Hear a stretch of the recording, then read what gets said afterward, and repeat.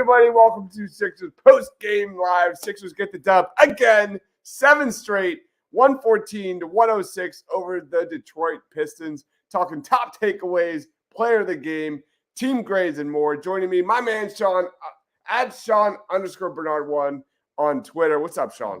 Yeah, how can you not be happy? A little sleepwalk through the first half, and the boys wake up when it matters most. And you hit the nail on the head when you started this, Dives, that it is Tyrese Maxey's world, and we are all just living in it. So vibes are high.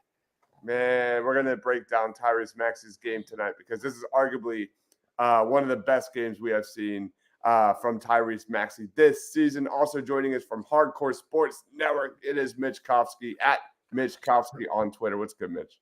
Hey, Joel Embiid got to the line. That's exactly what I've been saying. Just keep on going to the line, keep on attacking. Tobias had another 20-plus point game. Just a good game all around. And I wasn't nervous from the beginning. Good. It was nice to feel that. No nervous. All right, let's start off the show. Hold on. We got some comments in the house. Guys, if you're watching us live, wherever you're watching, please be sure to like, subscribe, comment your thoughts on this game. Let's get this show started. Jordan's in the house saying, let's go. This is what Sixers basketball feels like. Right, Jordan? This is fun, man. We're going to get into Nick Nurse's adjustments in the second half because this was a tale of two halves. We're going to get to it. Yam says Tyrese's best game. Jordan says Maxey's season. Did that last Joel 3 count? I don't believe so. No, they didn't give it to him. They didn't give it to him. I think he got it off. I definitely think he got it off. All right. But yeah, I don't think that, they counted it. So it's still 114-106. So the Sixers won. They moved to 7-1 on the season. Win number 1 in this ridiculous in-season tournament. I don't even know if we want to talk about that, but let's talk about kind of what we saw in this thing. It was a tale of two halves. I don't think the Sixers were prepared to go up against the Detroit Pistons team with that much physicality, that much aggressiveness from the jump. Like Joel Embiid was shook a little bit. Tyrese Maxey clearly struggled with a lot of their length in the first half. Embiid and Maxey in the first half were a combined 6 of 21. You know, Joel Embiid was a little flustered. The Sixers were shot 8 of 23 inside the paint. And then the second half happened. As we have seen time in and time again, Nick Nurse adjust in the second half. And the Sixers really came out firing, especially defensively, in the third quarter. Embiid and Maxey shot 6 of 9 combined in the third quarter, 20 total points. The Sixers outscored the Pistons 35-21 in the third quarter, kept the foot on the pedal in the fourth. Embiid and Maxey finished 5 of 9 combined in the fourth quarter, 15 total points, and the Sixers outscored the Pistons 66-50 in the second half. Let's jump right into Tyrese Maxey, who was unbelievable this game, flashing the offense in the second half. But I thought he had amazing flashes defensively in this one. 29 points, 9 of 19 from the field. He had 10 assists. Dude, 0 turnovers. Again, this is a recurring pattern with Tyrese Maxey being a top 3 guard in the NBA with one of the best assist-to-turnover ratios, period. Sean, what were your thoughts on Tyrese Maxey? Yeah, I think it's very cool that every game now there's been a stretch of play where Tyrese Maxey has just taken over for the Sixers team. That he's very clearly been, I'm the best player on the court and I'm ready to prove it. And the fact that he A, has that capability and now B, has that mindset to do it is just an amazing thing. He touched on it, the 10 assists with the 0 turnovers. That's the second time this season that he's had 10 assists and 0 turnovers. There's only one other player in the NBA to have a game with 10 assists and 0 turnovers this year, and that's Chris Paul. No other player has done it this year. That is crazy. And to think about across his entire first 3 years in the NBA, he had 1 total game with 10-plus assists. He's done it 3 times already this year, twice with 0 turnovers. This type of growth really just does not happen. He continues to impress me day in and day out. And it's cool. Like, this was a pretty perfect game. There's not much to nitpick, but even watching, like, it's cool to watch him work through it, figure it out, and kind of like improve as the game goes on. Because you kind of see it within his game, the way he adapts, the way he adjusts his play, whether it is attacking the rim more, going to the step back, setting up for others. I feel like I'm seeing his mind process the game as it goes on in a cool way. And it's cool to just watch him progress in this way. And I mean, he's cruising past expectations. Yeah, here's his shot chart. I mean, really got the floater going in the second half, man. He was cooking. You can see it right there with the green. Didn't shoot all that well from 3-point range. Mitch, what were your thoughts on Tyrese Maxey? Can I just give him the All-Star nod already? Is it like that possible? Because to give him that nod, he deserves it easily. He deserves it. And I'm just telling you, the progression I've seen from him, the playmaking is just unreal. Like, what is going on with Maxey? It's just like Harden hit him down a little bit. Like Harden hurt his growth a little bit. Probably. I'll say yes to that. But Maxey's doing his thing, man. Defensively also. We can't say he's below average anymore. We can't say that. I mean, you saw it in the first half. The offense was really stale in the first half. There was not a lot of movement. There was not a lot of motion. People weren't moving. There was too much ball watching. And I think that's a big reason why we saw Tyrese Maxey struggle in that first half. And then in the second half, the Sixers kind of got back to their bread and butter. They that defense and the offense, getting steals, getting on the fast break. That was really kind of the spark that started the second half here. Let's get some comments real quick, and then we're going to talk about Joel Embiid. Here we go. Let's go. Yam says, I did learn to never include Kelly Oubre in your three-player parlay. Yeah, he's all or nothing. Yeah, for real, man. For real. I stopped watching the first quarter, Quentin. Come on, man. This is a Sixers team that you can't count them out ever. Like, they are consistently resilient, and as we have learned through 8 games, right, Sean? Yeah. Yep. Daniel says Sixers always win and won the Harden trade. Maxey is an all-star. Leading the way with defense. No more lazy-ass Harden back there defending. It's amazing. Nuggets Sixers finals. No, we're not there yet. What was the second half adjustment? I thought it was moving on from Melton to Morris and Kelly Oubre. I believe defending Cade Cunningham. Like Cunningham, let me just say this right now. I like that Detroit Pistons roster. Like there is real improvement. There are likable guys on that roster. They're not there yet, but there is definitely something going on in Detroit, right, Sean? Like I didn't expect to enjoy that game as much as I did tonight. Yeah, the trio of Cade Cunningham, Asar Thompson, and Jalen Duren, I'm specifically in on that. All 3 of those guys I really like. Thompson specifically, his jump shots, big time a work in progress still, but his body control, his athleticism, the way he gets to the rim is super impressive. And you mentioned it too, like there's likable guys on the team. Like from past years, I felt like the Pistons team was kind of sitting in nothing land. Like they were young, rebuilding, but didn't really have like a direction. They very clearly have one now. And I do think Cade Cunningham's the right guy to be the centerpiece for all of it. He's incredible. So yeah, this team's moving in the right direction for sure. Leading off with Killian freaking Hayes having a career game, right? Like I didn't expect him to look that good. And then that combined with Cade Cunningham, they really punched the Sixers in the face in the first quarter, and I don't think the Sixers saw it coming.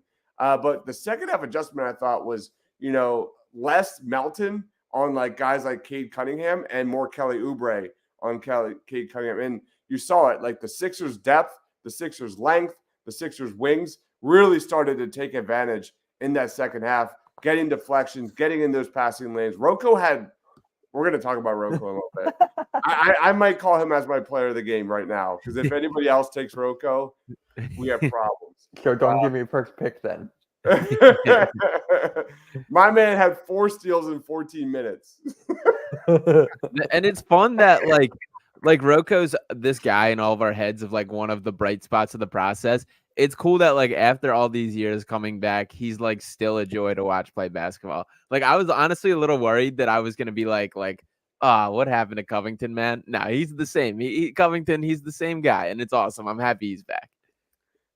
You just nailed it. That's why I Yeah. like this Detroit Pistons roster so much. It is very processy.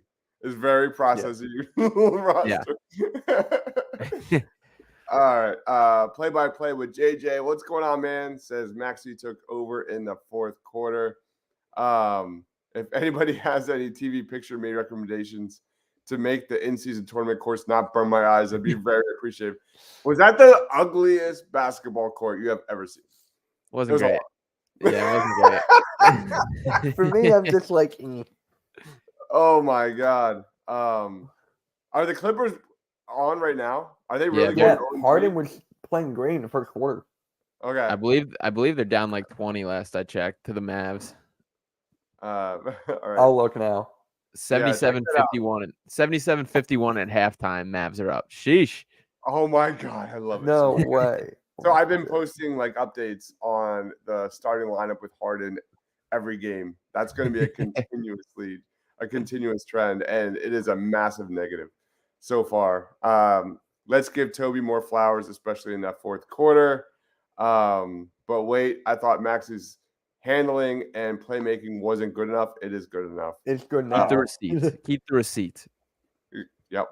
Maxey is a point guard. He's proving that. His development has been a joy to watch. Is there anything better than a post game just gushing about Tyrese Maxey, man? This is Easy amazing. to do. Yeah. Let's talk about Maxey's defense. 4 steals, bro. He had that amazing block on Derek White, I believe, in the fourth quarter against Boston today. 4 steals. He's contesting shots. He's getting in the passing lanes. He's pushing the break.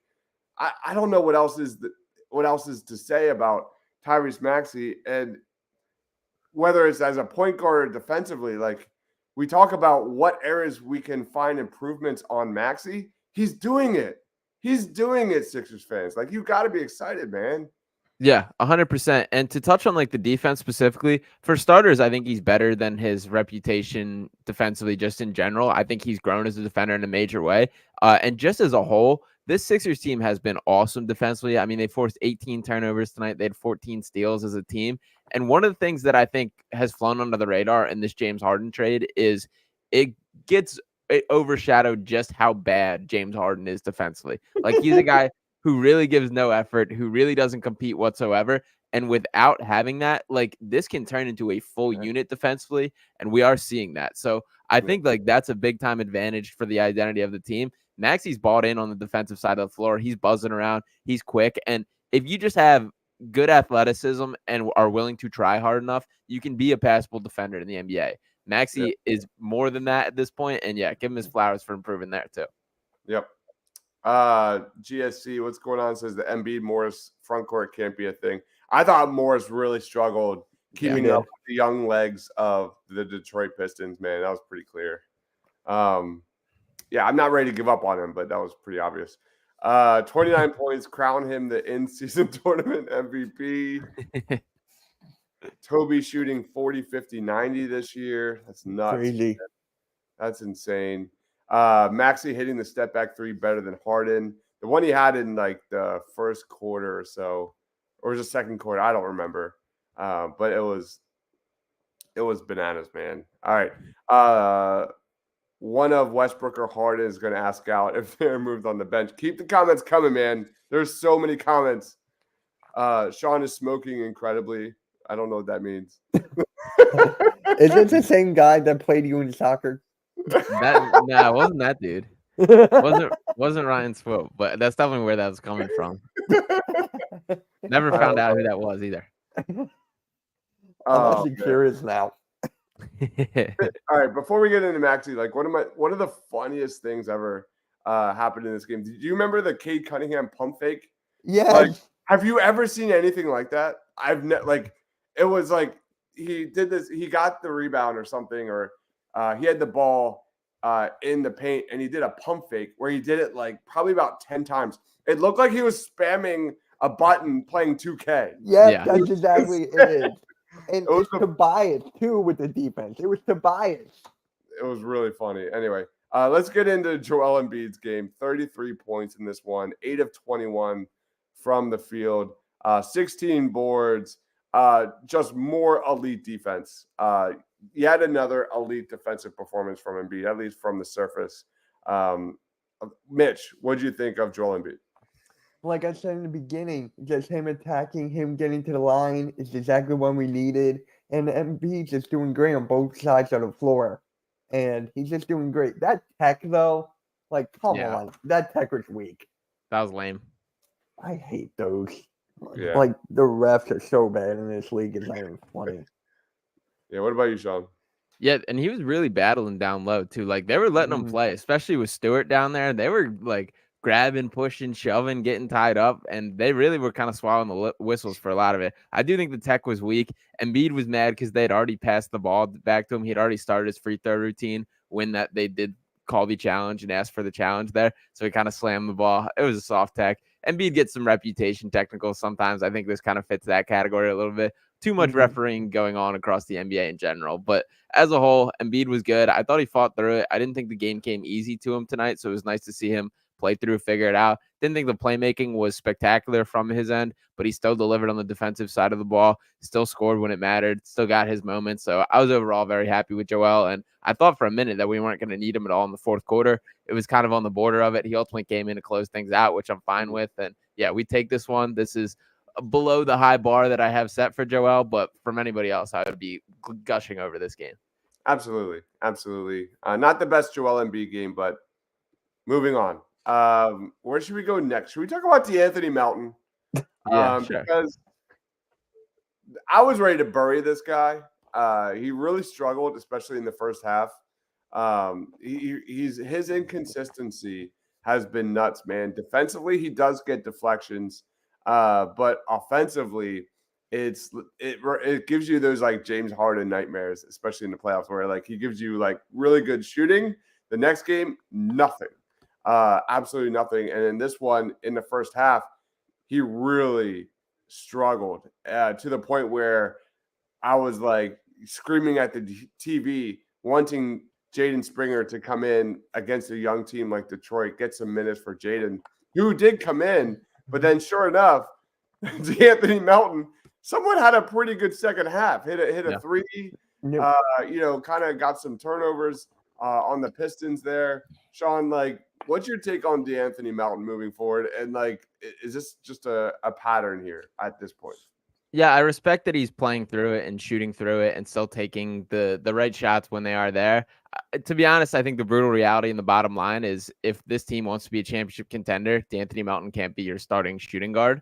But I still think he's an effective and positive player that I want on this team and to be a rotational guy. He's going to play better than he has so far this season. Like, I do think that the stats will kind of even out and they'll regress to the mean to where he is closer to the player that he actually is. But yeah, it has not been pretty. There's still some decision making, like attacking the rim at times where he shouldn't, or going So 1-on-3. Yeah, that I just don't like. But for the most part, I like that he's trying to play through it. I think the players like playing with him, and there's still a need for ball handling. I wish Patrick Beverley got hurt in the first quarter today.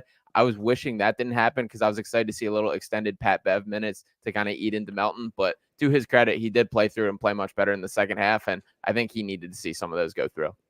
I hate when Melton like takes contested layups 4 seconds into the shot clock. Like, dude, what are you doing? Like, he's essentially the George Niang of the offense now, and I don't like it. I hate it, all of it. Mitch, any thoughts on Melton? He's faster than Niang. I'll give him that. But like with Melton, I like him as a bench piece, so I agree with Sean on that. But it's just like, who else could you put in that spot right now? Yeah. Who else could you put in the two? Jaden, right. if that's the inconsistency you're going to get from DeAnthony Melton, just throw in Jaden. Might as well just throw in Jaden and see what you got. And that's what Nurse is doing. We're getting different lineup combinations.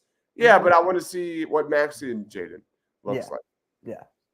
Yep. Mm-hmm. William says we need Danny Ainge to ask Danny Ainge really nicely for Lauri Markkanen. Sean, what's the percentage chance that A, Ainge sends him to the Sixers, and B, he's even available? Because like he is definitely like probably top tier Sixers trade target, right? Yeah, I love him. I'm looking at his contract right now. He's got 1 year remaining after this year for $18 million.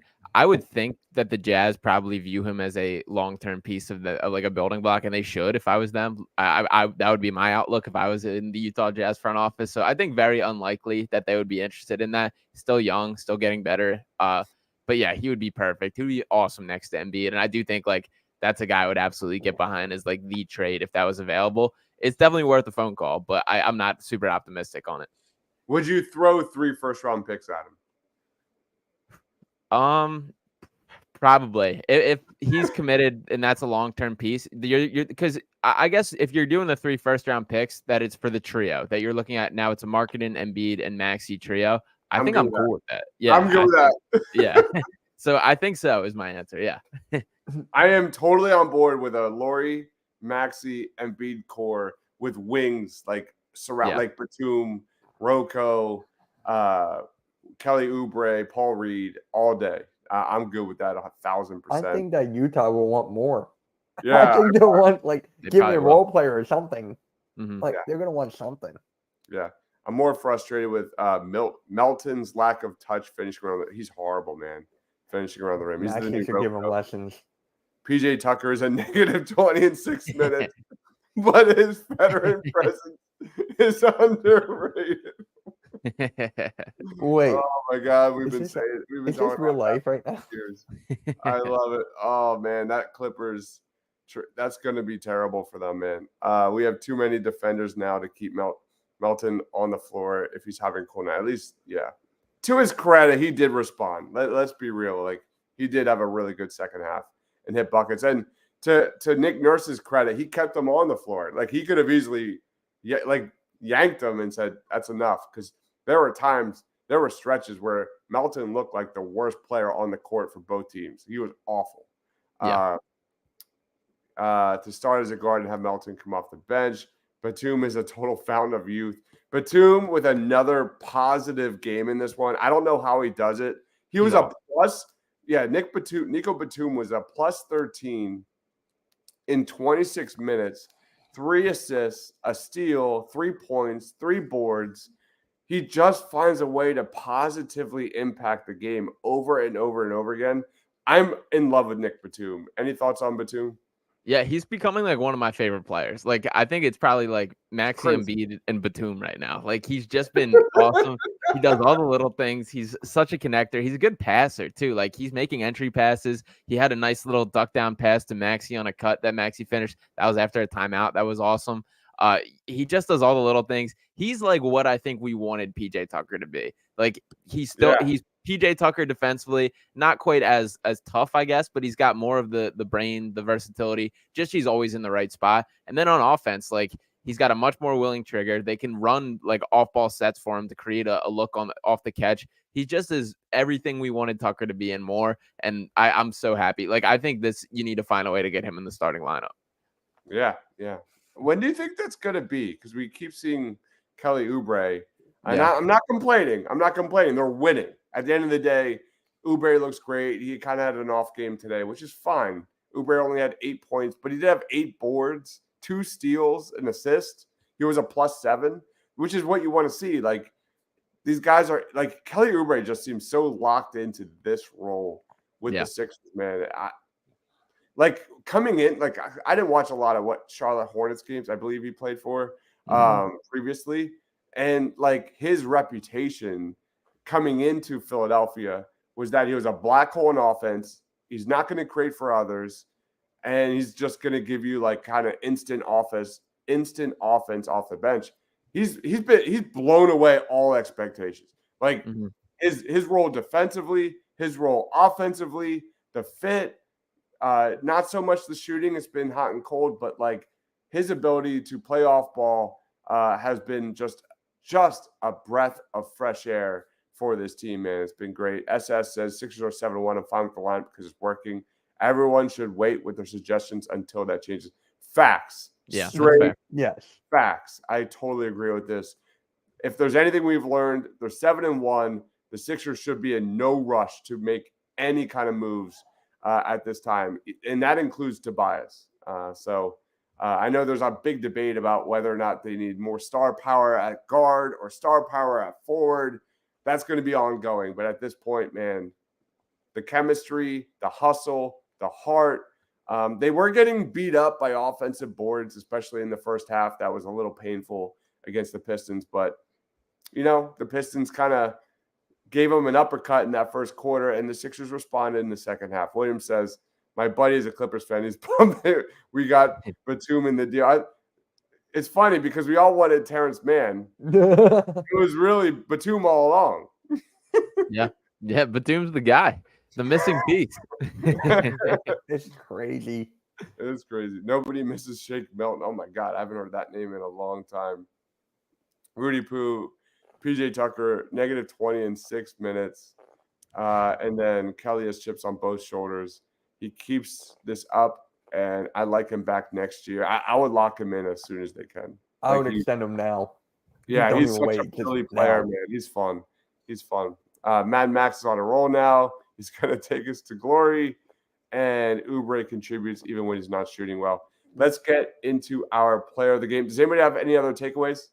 I'll just say real quick on Oubre that I think it's been really good for him to have like a defined role on this team. That like he's played for a lot of bad teams and for the most part has had like the free range to do whatever he wants.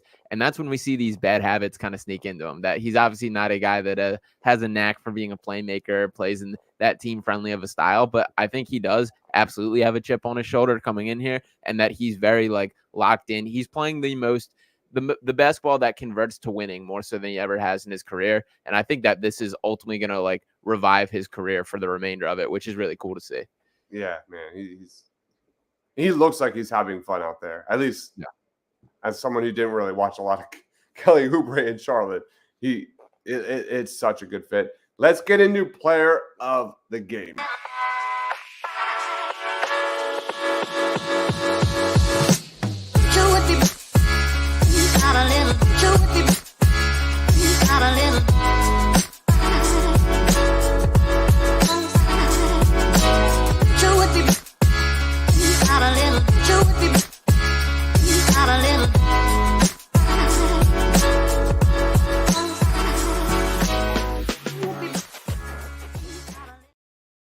All right, this is the part of the show where we talk about players of the game. Each one of us gives a nod, no repeats, for players of the game against the Detroit Pistons. You know where I'm going. I'm going to lead us off. I'm going Robert Covington. I knew it. I knew it. I thought, 3 games in, I think it's been. I could be wrong. But he's given the Sixers quality defensive possessions every single game, whether it was Kevin Durant. But in this one, I thought he was incredible, getting into those passing lanes, being impactful. He had 4 steals in 14 minutes. 4 steals in 14 minutes. He was a +3. He did hit a 3-pointer as well. Give me Rocco. And I know a lot of my friends dog on him, but I'm not coming off that hill, man. Rocco is a positive player.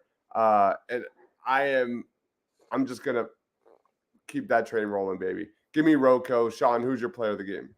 I like it. I got to go Tyrese Maxey, man. I got to take the layup here.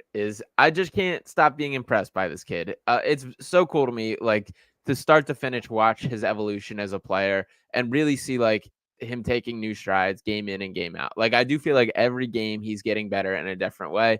The maturity as a playmaker is so much further than I even thought could be possible at this point in time. And to pair that with stretch of the game where he's still taking over as a scorer, it's perfect. He's the exact combination of a point guard that the Sixers needed. Point guard. He is a true point guard, and he's still a guy that can get buckets whenever they need. So for me, Tyrese Maxey's the guy. They don't win tonight's game without him, and they're definitely not 7-1 without him. Facts. What about you, Mitch? I got to go with the next guy, and that's Joel Embiid. I'm not going to bias. Not yet. Not yet. Still got to score over 30 for me. But with Embiid here, 33 points, 10 boards, 3 assists. I thought he would he's been slacking on the playmaking as of late, hasn't he? For like the last game or two. I think he had 5 last game. And then, so it's gone down a little since the start of the season for sure. Yeah. I mean, he did turn over the ball like 6 times, shoot 1 for 4 from 3, which I still don't understand. But, my main point is his free throws, 16 for 19. Keep on going to that line. Keep going to that line. Yeah, like, it was funny watching this game because, like, Pistons fans are starting to get pissed about all the fouls that Embiid was drawing. Well, they were physical and aggressive the entire game. Like that was literally their game plan. Don't bitch about it. Yeah. Yeah. All right, let's get into some comments real quick, and then we'll get into our grades. Prince says, honorable mention, B-Ball Paul officially out of the mud. B-Ball Paul finished with 2 points in 12 minutes, 4 boards, and he was a +7. Jonathan Himes, what's going on, man? Thanks for joining. The more I see this team, the more I think we need to add a high-level role player, not a star, though I would take a star. That's an interesting conversation in its own right, because a lot of people, especially Thiago, wants a star for the playoffs, like a Zach LaVine, whereas, maybe you kind of go a different route and add an Alex Caruso or a Marcus Smart, and, you kind of continue that Nick Nurse effect. We'll see. There's a lot of conversation, but the Sixers are in zero hurry. I'm just glad Billy King isn't the GM. Come on, man. We can't bring up Billy King in this, No, come on. this hot mess. After 26 games, we'll have played a few contenders. Should have an idea where the team is as far as title contention. Absolutely. Exactly. That's a great comment. Feels like I'm back in college with positive Rocco Sixers vibes. Toby needs his flowers. He's been very consistent. Tobias Harris finished this one with 24 points. He was a +10, 8 of 15 from the field, 2 of 3 from 3. I didn't like his defense in the first half. I thought he struggled, at least on my end. We'll see when I watch the game again. Any take on Tobias? Yeah, I think he has been good, has been consistent for the most part. We still have the moments where it's a little too much Toby. I think that he likes to cook. He likes to get in the mid-range, do his thing a little bit at times. But, I can't hate on how he's playing. The efficiency's been absurd to start this year. If he keeps anything close to that up, that I really won't complain about how much he's shooting. I think for the most part, he's been more decisive this year too, which is a big thing that I've always critiqued him for. Feels like when he gets the ball, he knows what he's going to do with it, whether it is rip a shot, attack the basket. That's what I like to see in his game. When he's playing his best, that's the number one word that I'll go to is decisiveness. Is when he knows what he's doing before he gets the ball, that's when things fully click for him. So I'm not going to complain about Toby. I agree. He needs his flowers. But for me, though, it's just like, how many times is he going to knock the ball, get it, and then lose it? That's just me. But I agree with you on he needs to do something, like get to his spots. I totally agree on that. Yeah, absolutely. This offense had way too much one-on-one ball in the first half, and that I feel like I feel like they played the exact opposite of Nick Nurse basketball in the first half. There was way too much one-on-ones. They weren't moving. Then they got back to it in the second half, and that's where we've seen Tobias click. So I want to see more of that across 4 quarters. I should collab with DJ. He reads your stats all the time. I'm gonna call out DJ and tell him to stop stealing my tweets. I'm just kidding. He's a good guy. All right. If the Clippers keep playing like they are currently, how long before Harden demands a trade? Oh my God, I'm here for it. That's all I'll say. Did you see the announcer? It was a Bally Sports guy who went in on Harden before the game. No, I would recommend listening to that. It was like a 2-minute rant about Harden, basically I wish someone believed in me the way Daryl Morey believed in you, and then went through the whole process of the James Harden story, and then ended it. He ended it with a whole full mic drop, and he goes, "You're not the beard, you're not the system, you're the problem," and drops his mic. Send me that link. Yeah, I'm gonna find it. I'm absolutely watching that as soon as we end the show. That's amazing. Oh, man. Let's not even talk about it. The Sixers are just playing so fucking well. I don't even want to waste 1 second on that guy, man. Quentin says I'd take a vet ball handler instead of I'm not sure. Jordan Clarkson? Any thoughts on Jordan Clarkson? I've seen his name thrown around. Nah, not for me. He's He's the worse version of Kelly Oubre. I feel like we're already pushing the envelope that we got Kelly to buy in. I don't think Clarkson has the defensive chops of Oubre. I think there were moments where Clarkson would have been perfect on the Sixers team. I want a guy with a little bit more playmaking ability, a guy that can be like a attack and create for others in addition to just creating for himself. Clarkson's just a bucket getter, and while there's a place for that, I feel like we're okay on that category. This is interesting. Love that. Yeah. If you could get Caruso without giving up a first-round pick and also get OG, and you are absolutely set up to take on Boston and Milwaukee in the playoffs. Like that, like you add that much defensive impact to this Nick Nurse team, that would be amazing. I love this, Prince. That is the dream. I'm all in for that. I've had some tweets and videos on those two players alone. My understanding is that Embiid has had some sort of medical procedure over the summer with his knees. Do you know anything about that? Yeah, I think he had the meniscus cleaned up from that he hurt in the playoffs last year. I believe that's what it was. I don't think it was anything major or anything out of the normal. I think it was just kind of a scrape, get the cartilage out of there. So pretty routine, but obviously the least amount of work that needs to be done on his knees, the better. But yeah, I think he's fine physically right now. Okay. Philly Shad says OG needs to be a Sixer. For me, it's Laurie and OG. Those are my top two. I've been that way for a while. Embiid just needs a Peloton. Oh, God. We have Raphael in the house. What's going on? Thanks for joining. What's up, man? The problem is a tough nickname. Mm-hmm. So he'd take it to his – all right. I had the same operation. Oh, we're talking about the knee. My knees are F too. All right. Anybody have any other thoughts on player of the game before we get into grades? I think I'm good. I think I'm good too. Yeah. What would you give up for Caruso and OG? I mean, 2 max spots. I mean, I'm not going to give Caruso a max. I can't give Caruso a first-round pick, but are the Bulls willing to give him up? I don't know. Are they? You got to keep what? Like the point is we got to slow play it and see what happens. Let other teams blow up. Yeah, let's slow play and see what happens. Like Caruso's fit next to Maxey is amazing. I think his value might be a little too high. Like giving a first-round pick when we just got a first-round pick for Alex Caruso, that's a problem. That's a problem. Yeah. But I like him a lot. Whereas, like, maybe use that pick for a player like OG. Maybe use that pick for a player like Laurie.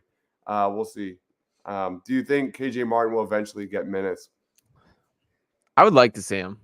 I really would like to see him. Yeah. That's a great question, Philly. Like that's if you know me, like I've been waiting for KJ to throw one down with Tyrese on the break. He's gotten very little minutes. So Marcus Smart better than Caruso. I would love Marcus Smart. He's absolutely in the same. He's probably like tier 1, tier 2 in terms of Sixers trade targets. So basically, again, just got to slow play it and see what happens. Caruso says he's also sneaky, old at 29, maybe a swap. So hopefully those that trade value goes down a little bit and the Sixers can pounce. So that being said, let's get into our grades for the Sixers. Won't you give me sweetness and life for my restless smile? Please give me a way to escape this world gone astray. You could give me a little peace of mind in these troubled times.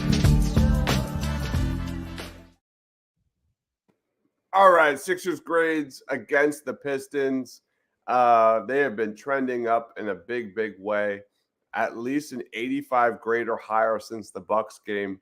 Mitch, how would you grade this? Or let's throw it to Sean. How would you grade the Sixers tonight?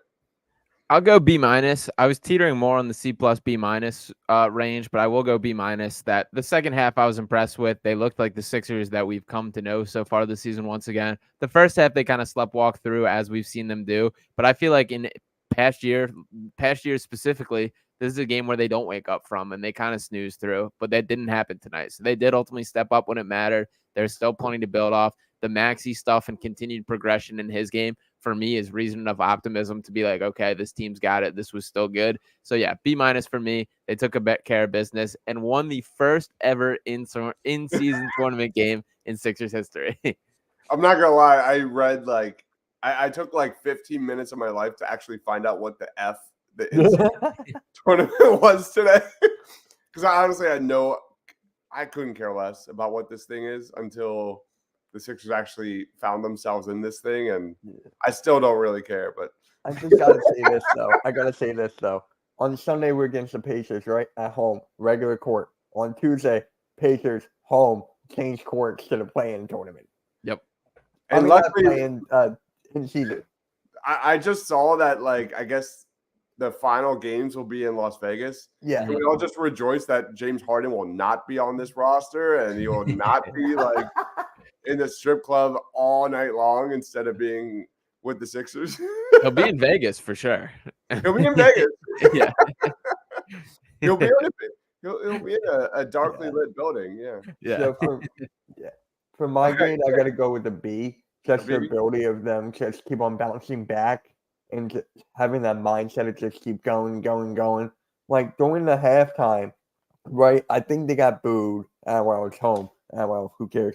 But once they were going into the locker room, I just feel like something's got to happen here. You hear Jalen Hurts yell at the Eagles, Tyrese Maxey yelling at the Sixers. I mean, come on, it's a Philly thing.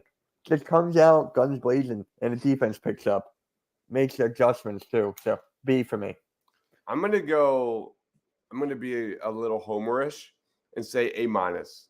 Yeah. For the sole reason that this was 1,000% a trap game. Yeah. You look at the Boston game, the way the Sixers collapsed in the fourth quarter, the way you saw that trickle into the first quarter here against the Pistons. This had trap written all over it. And they responded again, led by Tyrese Maxey in the fourth quarter. For me, it's an A minus. That's what we want. That's what we came to see. That's what we're paying to see Maxey take those next steps, in big moments. Again, it's the Pistons. Who cares? Who the F cares? But for me, that's enough for me to give it A minus. So we can settle with an 85. I'm going to throw it an 85. That works. I'm good with that. That works. We're good with that. Mm-hmm. Yep. All right. Prince says, I'm proud of this game. Not going to lie. This was a scheduled loss. B plus for me, as in the bigger picture. I like that comment. Clinton says, does Bridges demand the ball at this point? I prefer a role player. Point guard. Are you talking about Mikal Bridges? Who are we talking about? Or Miles? Yeah. Steven was asking about Mikal right above. Mikal, yeah. I would give everything for Mikal Bridges. Yeah, me as well. Yeah. And he's definitely progressed into a little bit more of a creator, but I think that he's a guy that will play within his role. And he was so perfect for Philly, when he was first drafted here. He has been throughout his entire career. Bring him back. Complete the process, man. Go for That'd be perfect. Full circle. Oh, Zaire. Is he even in the NBA? Does anybody Nah, he signed somewhere, not this summer. I remember reading something. It was not the NBA. It might have been a G League deal. I'm still rooting for Zaire. He's only 23, by the way. He's not old yet. He just feel bad for the guy. Had an allergic reaction and literally almost died. So I would love to see a Zaire Smith come back. But yeah, it has not turned out well for the Sixers. No. So the thing about Zaire was that was the thick of when I was covering the Bluecoats in Delaware. So I covered basically Zaire's start of his Sixers career through everything. The worst interview guy I've ever met ever. Yeah. Dude, he couldn't you would ask him a question and he would give you a 3 to 4 word response. The way he did Popovich. And it was very socially awkward. I wish nothing but the best for Zaire. That's just nothing but the best. Yeah, let's wrap it up. Sean, final thoughts, plugs, time's yours.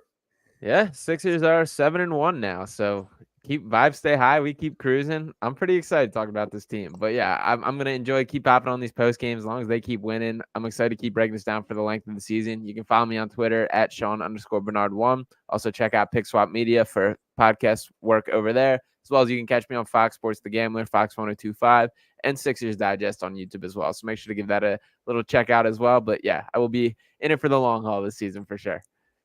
What are you doing tomorrow, Sean? Plug that too, because Okay, yeah, we true. talked to Tom before we went live.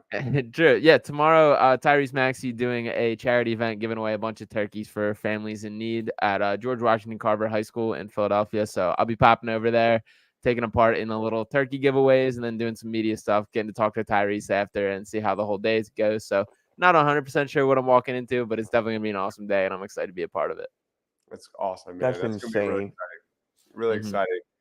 You might be able to get like a real human conversation there. Like that sounds amazing. Yeah, definitely. Like, Mitch, plugs, time. Hey, all I gotta say is this is the most fun covering the Sixers for me. Like honestly, I did not think during the off season. I was like, I gotta see it for myself. Predicting second round exit. But now I'm like, what is this? We got a whole new team, whole new vibe, and everything. I love this team, man. I really do. Make sure you like, subscribe on my YouTube channel, Mitch Topsy, Hardcore Sports, and Fly Like an Eagle podcast every Thursday at 7:15. All right. SS says to me that the point in the past, the Sixers would have let this one slip away, has changed. They have a better coach.